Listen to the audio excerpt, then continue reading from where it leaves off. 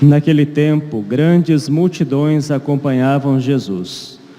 Voltando-se, ele lhes disse: Se alguém vem a mim, mas não se desapega de seu pai e sua mãe, sua mulher e seus filhos, seus irmãos e suas irmãs, e até da própria vida, não pode ser meu discípulo.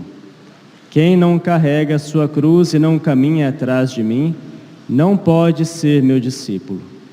Com efeito, qual de vós, querendo construir uma torre, não se senta primeiro e calcula os gastos para ver se tem o suficiente para terminar? Caso contrário, ele vai lançar o alicerce e não será capaz de acabar. E todos os que virem isso começarão a caçoar, dizendo: Este homem começou a construir e não foi capaz de acabar.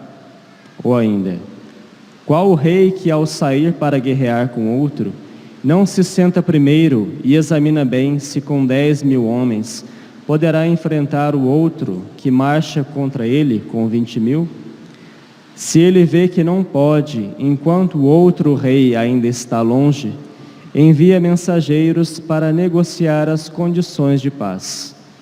Do mesmo modo, portanto, qualquer um de vós, se não renunciar a tudo o que tem, não pode ser meu discípulo.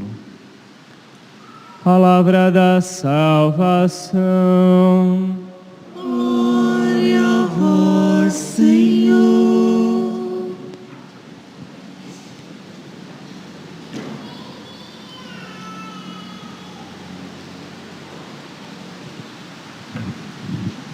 Os caríssimos irmãos e irmãs, celebramos o 23º domingo do tempo comum e o Evangelho que nós acabamos de ouvir mostra uma realidade que Nosso Senhor nos apresenta como bastante exigente: o seu seguimento, o discipulado.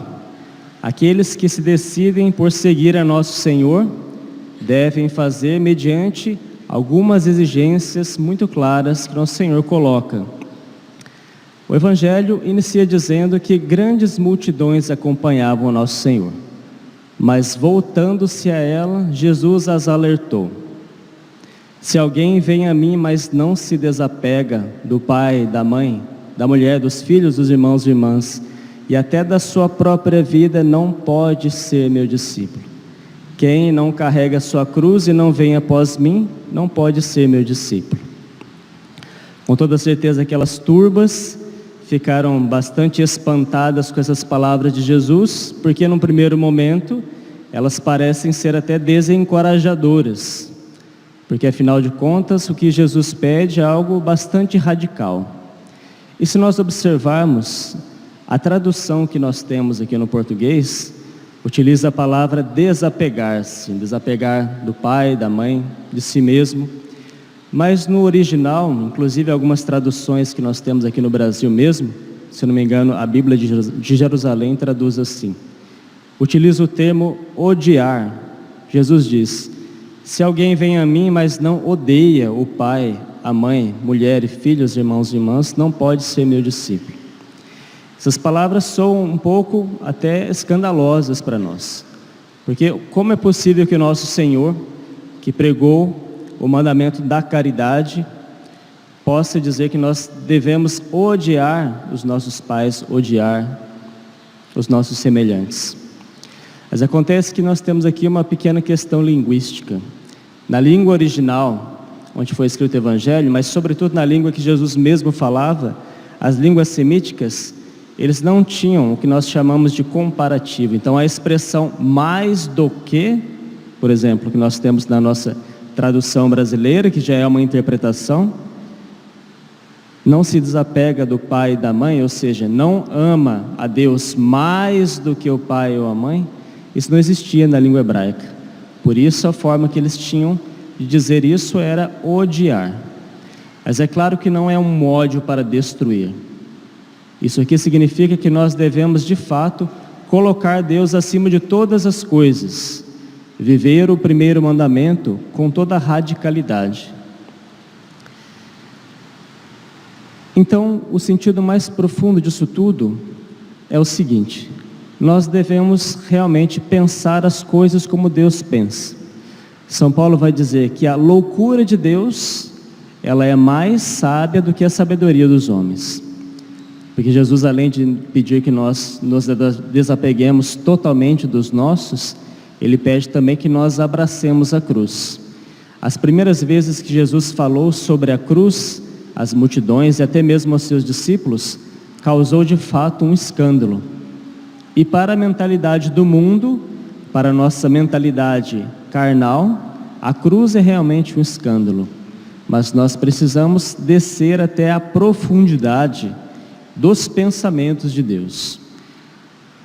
O que significa então o desapego de si mesmo, o desapego de todos e o abraçar da cruz?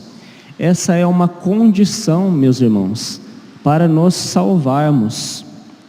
A salvação da nossa alma depende disso, depende do nosso desprendimento total das criaturas. Se nós estivermos apegados aos nossos, e mais, se nós estivermos apegados à nossa própria vida, nós não poderemos entrar no reino dos céus, ou seja, não poderemos nos salvar, não teremos condições de seguir a nosso Senhor. E aqui nós vemos que o cristianismo então é uma religião extremamente exigente. É a religião do amor, mas o amor, para ser real e sincero, ele deve ser um amor exigente, que ama a Deus acima de todas as coisas, para que a partir desse amor, então, nós possamos efetivamente amar os nossos irmãos e irmãs.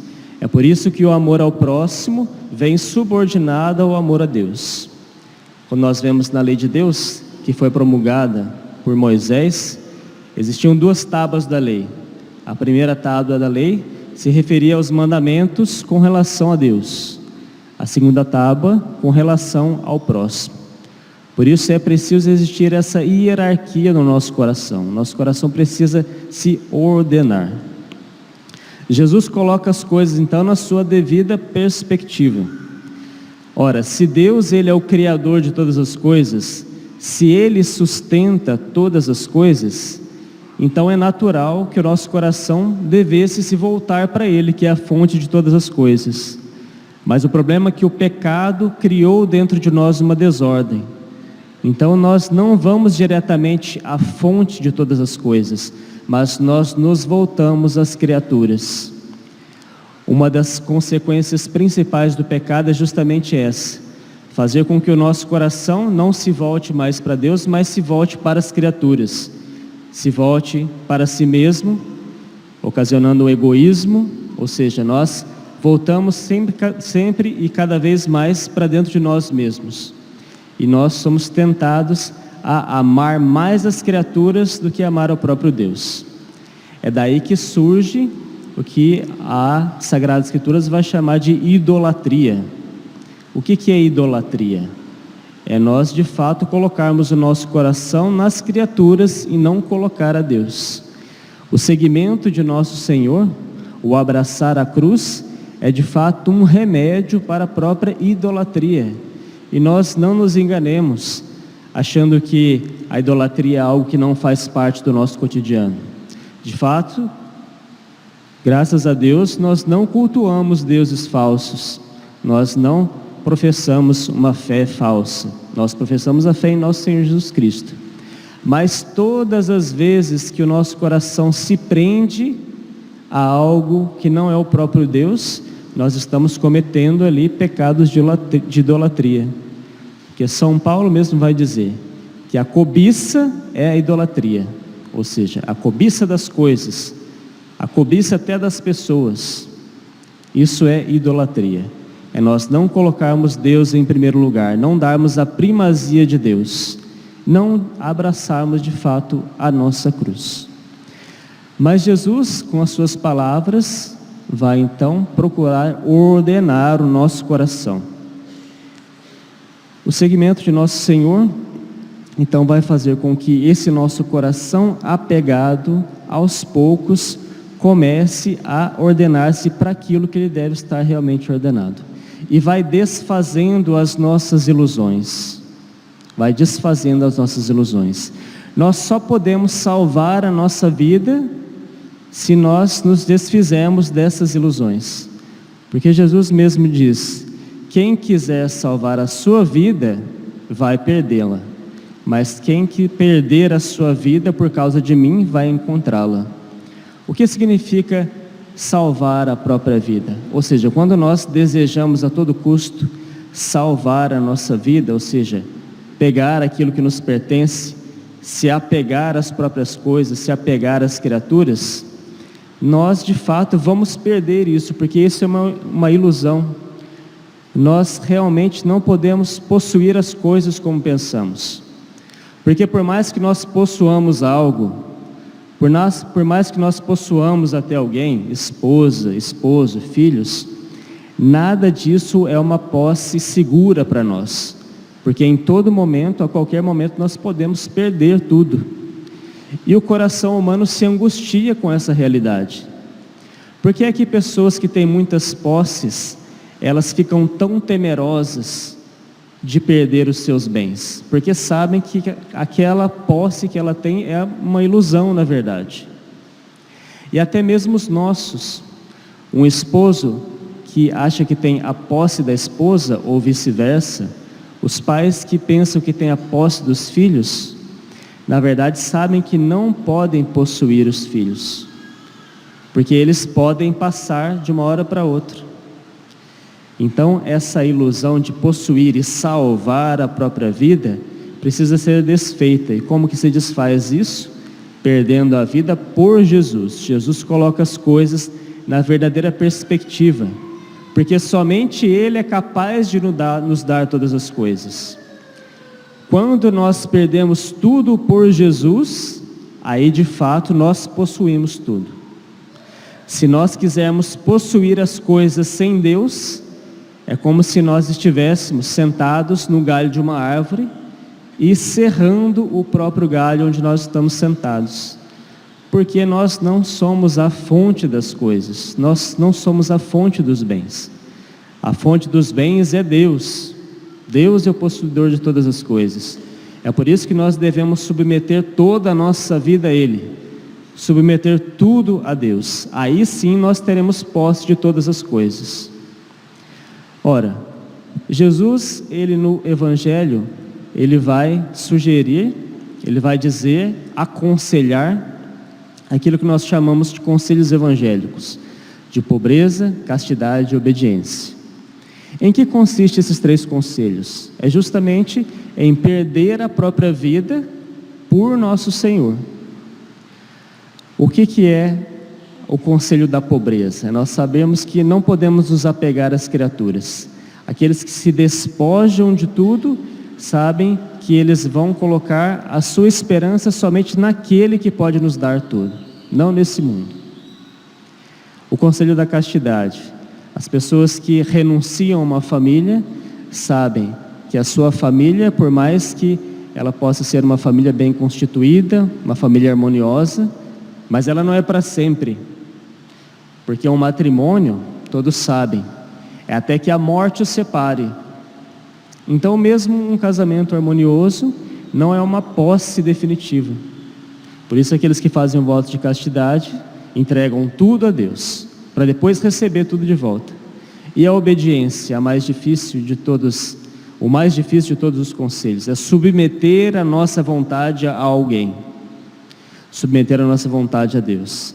Nós entregamos aquilo que existe mais precioso em nós, a nossa vontade a Deus. Para quê? Para que Deus depois nos devolva em abundância. Esses conselhos evangélicos, é evidente que os religiosos que estão nos mosteiros, os religiosos que vivem uma vida consagrada, vivem isso de maneira mais explícita. Mas todos nós precisamos de alguma maneira incorporar isso no nosso jeito de ser. São Paulo mesmo vai dizer: nós precisamos viver como se não vivêssemos, possuir as coisas como se não possuíssemos. Os casados vivam como se não fossem casados. O que quer dizer essas palavras? Justamente nos mostra a transitoriedade das coisas desse mundo e como as coisas desse mundo são vãs, se elas não estiverem orientadas à fonte mesma que é Deus. Se nós não estivermos ancorados em Deus, tudo mais perece. Mas se ao contrário, estivermos ancorados nele, aí de fato nós temos a garantia, a posse de todos os bens, dos bens eternos. Porque quando Deus nos pede que nós demos tudo a Ele, Ele não vai nos deixar na indigência. Não pensemos jamais isso, meus irmãos e irmãs. Deus nunca nos deixa na indigência. Deus nos pede tudo para que Ele realmente nos dê tudo. Ele pede as coisas transitórias dessa vida, ou seja, desapegue-se dos seus pais, desapegue-se da esposa, desapegue-se do esposo, dos filhos, de todos os bens. Entregue tudo isso a mim, porque se assim fizer, eu vos darei tudo de volta e em abundância. Essa é a promessa de nosso Senhor. Nosso Senhor, Ele não vai nos despojar para nos deixar na indigência, muito pelo contrário. Aqueles que entregam tudo para Deus, recebem tudo. Os santos conseguiram perceber isso e viveram isso na sua mais profunda verdade. Qualquer santo que nós formos observar a sua biografia, nós percebemos que eles não quiseram salvar a própria vida. Se desapegaram de tudo, de todos, de todas as coisas, para possuir o único bem que é Deus. Por isso a vida dos santos nos inspira. Como é possível que os santos tivessem a coragem de se despojar tanto?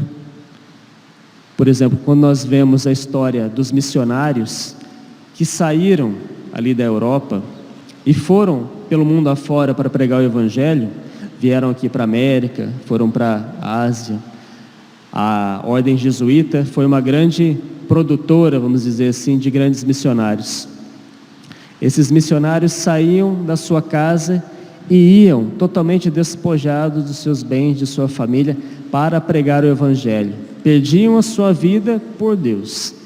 Mas por que tinham coragem e força para fazer isso? Porque em Deus eles tinham absolutamente tudo. Deus era aquilo que os bastava. Olhamos, por exemplo, a vida de um São José de Anchieta, aqui no Brasil, a vida de um São Francisco de Xavier, também jesuíta, que foi evangelizar o Oriente, as Índias, homens que se despojaram de tudo, homens que foram para o desconhecido, mas numa confiança total de que Deus os sustentaria. Mas mesmo os santos que viveram uma vida ordinária, se despojaram de tudo. São pouco conhecidos, mas nós temos muitos santos na Igreja Católica que foram casados, santos casados. Por exemplo, os pais de Santa Teresinha, São Luís Martin, Santa Zélia Martin, viveram um matrimônio, tinham uma família belíssima. Imagina a família de onde saiu Santa Teresinha, quão harmoniosa não era essa família. Mas se despojaram de tudo, sabiam que não tinha posse daquelas coisas, porque a sua verdadeira posse era o próprio Deus.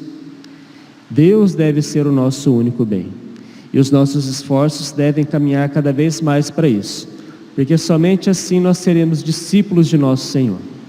Somente caminhando essa estrada da cruz, somente carregando a nossa cruz cotidianamente, nós realmente possuiremos aquilo que é o único necessário. E por que é um caminho de cruz? Porque justamente nós precisamos vencer o pecado que existe dentro de nós. Isso não é fácil, meus irmãos. Isso causa dor em nós. Se desapegar dos nossos causa realmente dor. Muitas vezes causa mesmo uma dilaceração. Mas nós precisamos passar por esse processo, porque esse é o processo da salvação. Nós precisamos passar por esse despojamento, esse desprendimento, para que a nossa alma possa realmente obter aquilo que ela tanto anseia. Pelo pecado, pela desordem do pecado, nós achamos que aquilo que nós ansiamos vai ser encontrado nas criaturas. Mas quando nós nos voltamos para as criaturas, cedo ou tarde nós nos decepcionamos. Cedo ou tarde nós iremos perceber que aquilo é uma coisa vazia, que não tem consistência, porque as coisas deste mundo de fato não têm consistência em si mesmas. Voltemos o nosso coração para Deus. E Jesus, Ele nos dá esse conselho, esse mandamento, mas Ele nos dá também a graça para realizarmos. Então não tenhamos medo, porque de fato parece ser uma empreitada impossível para nós. Parece ser impossível nós nos desapegarmos nós nos desapegarmos de nós mesmos. Mas com a graça de Deus nós conseguimos. São Paulo, na sua carta aos Filipenses, vai dizer que é Deus que opera em nós o querer e o fazer. Então tudo depende de Deus e nada depende de nós. Abramos o nosso coração. Nós precisamos dar o nosso sim a Deus, o nosso assentimento. Se nós dermos esse sim, nós conseguiremos trilhar esse caminho, que parece ser um caminho difícil, de fato o é, mas com Deus as coisas se tornam possíveis. Para Deus nada é impossível. Vamos pedir essa graça, que Deus ordene no nosso coração, sabendo que nós seremos capazes de verdadeiramente amar os nossos se nós formos desapegados. Isso precisa também ficar claro para nós. Jesus pede para nós nos desapegarmos dos nossos, justamente para que nós possamos os amar verdadeiramente. Porque não nos enganemos, o apego não faz com que nós amemos as pessoas. Se você é apegado ao seu esposo, à sua esposa, se você é apegado aos seus filhos, saiba que você corre um grande risco de não os amar verdadeiramente, porque você está querendo possuí-los para si, você está querendo colocá-los no lugar de Deus. Mas se ao contrário você se desapega, aí de fato você os está amando. Você vai verdadeiramente amar o seu esposo, a sua esposa, os seus filhos, e vai amar até você mesmo, se você se desapegar disso tudo e colocar as coisas na reta hierarquia, na reta perspectiva, ou seja, Deus em primeiro lugar. Só ama o próximo quem ama a Deus em primeiro lugar, porque o amor vem de Deus, Ele é a fonte do amor. O amor não pode vir de nós mesmos. Deus, Ele é a fonte do mais puro amor. E aqueles então que têm o coração orientado para a fonte desse amor, depois conseguem amar os seus irmãos. Peçamos essa graça a Deus, que nós possamos verdadeiramente viver o seu mandamento do amor. Amar a Ele e amar os nossos irmãos. Que Nossa Senhora, a Virgem Santíssima, ela que foi totalmente desapegada de tudo, desapegada até mesmo da maternidade de Deus, porque ela assistiu o seu filho ser pregado na cruz, ela teve então o seu tudo, desapegada de tudo e de si mesma, possuiu o bem eterno que é Deus mesmo. Que Nossa Senhora nos ajude, que os santos intercedam por nós. Louvado seja o nosso Senhor Jesus Cristo.